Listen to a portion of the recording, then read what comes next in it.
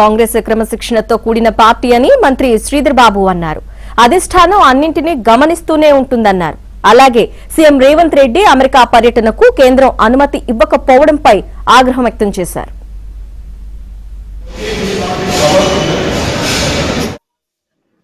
ప్రభుత్వం పార్టీ క్రమశిక్షణతో ముందుకు వెళ్తా ఉంది.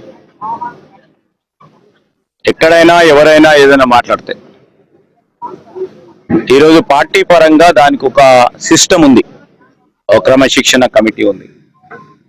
మా ప్రభుత్వానికి సంబంధించి అన్ని తీర్ల ఆలోచన చేసి మేము రీజనల్ పార్టీ కాదు, ఈరోజు ఇక్కడ నిర్ణయం తీసుకొని కాదు, మేము సెంట్రల్ పార్టీది. మా అఖిల భారత కాంగ్రెస్ పార్టీ అన్ని కూడా చూస్తూ ఉంటుంది.